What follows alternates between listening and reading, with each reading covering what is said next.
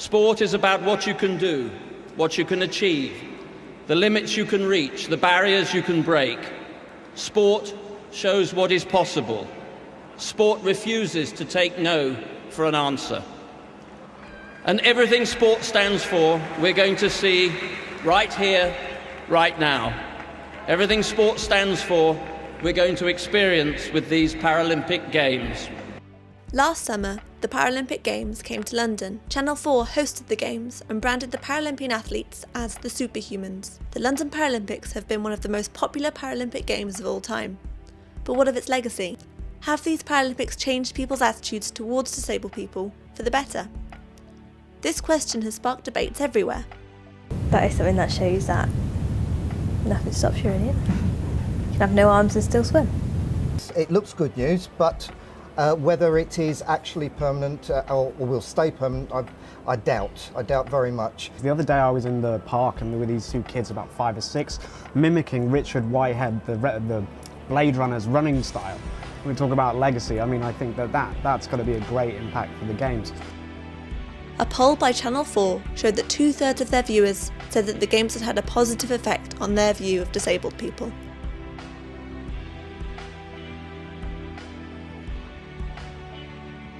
I'm Chloe Ball-Hopkins and I'm 16.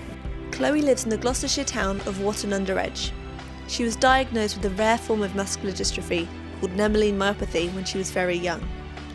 This means that as she gets older, her muscles will get weaker. I was 4 years old when we were told that after having surgery my muscles weren't repairing, so they diagnosed it. There isn't a cure for Chloe's condition, but this hasn't stopped her from pursuing her dream to become a Paralympic athlete. Chloe has discovered her talent at archery and is currently trying to get onto the Paralympic squad. I've just changed clubs, so at the moment it's a bit all up in the air, but I tend to train about 3 times a week with the bow, and every day I have to do stuff with the clingy bands. So it is a constant, routine, morning and night every day, but it's what you've got to do. But archery is a sport that I know I can do and I don't have to stop. It's not going to affect my disability in any negative way. I think I've been coaching Chloe now for about 18 months in total. She's had a number of breaks off from competition and general shooting because she's had problems with the muscular dystrophy, which have caused her some issues. So we've worked around that. So on and off now, as I say, about 18 months we've been working together as a team, really. Due to the nature of my disability, I get a lot of problems with muscle spasms and with generally I was doing a sport at the time which made a lot of my muscles weaken quite quickly.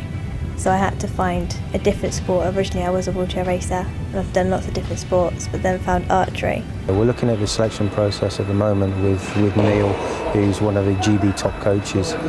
He's been working with her now all day, so we're looking at her getting into Rio, getting onto squad, hopefully within the next few months, and then from there going forward. So they're looking at people at the moment with high potential.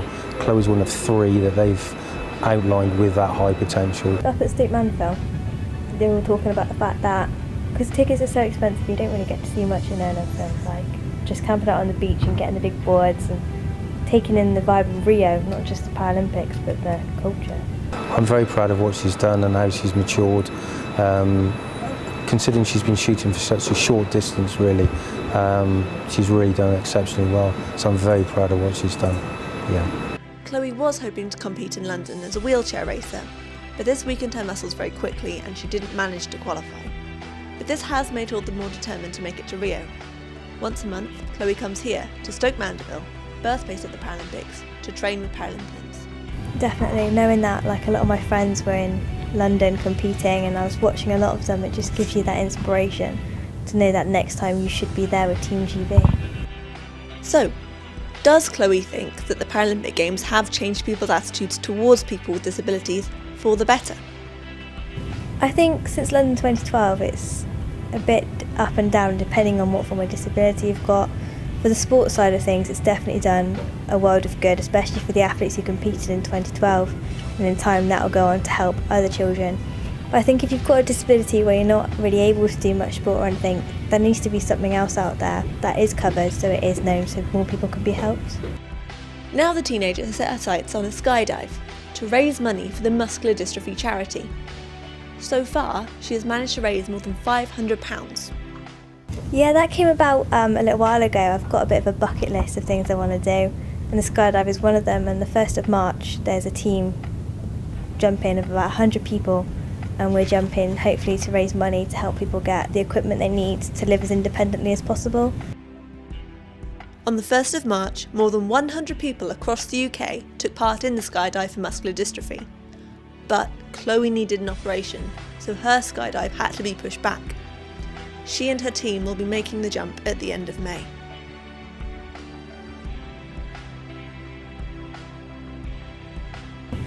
Muscular dystrophy have always helped me, and I just want to give back as much as I can, really. Of course, not everyone who has a disability can become a Paralympian. It is estimated that there are more than 11 million people in the UK alone who have a disability, whether that is an impairment, a physical disability, or a long-term illness. My name's Catherine Lancett. I'm 21.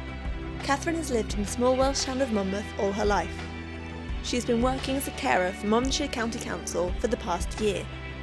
She has limited use of her right hand. The condition that I've got is I've got 2 fingers on my right hand, and I was born like it, and they're not entirely sure why, but it's just one of those things, really. Is it painful in any way? It can be, because I've got quite a lot of muscle in the hand, but obviously there's not enough space for it to grow, so I do suffer quite a bit with cramp and things like that, but I just get on with it, really. Catherine's job is very practical. However, this hasn't stopped her from not registering as disabled. This means that she does not get any disability benefits, which would give her a little bit of extra help. When I was a baby and Mum and Dad went to see the specialist and everything about the condition and what things would be like for me during my life, they asked if I would be entitled to any disability living allowance, purely because I need different adaptations, because there's certain things that I can't do and certain things that I couldn't do as I was growing up, and they said that I'm not entitled to anything and that I need to reapply when I was 16.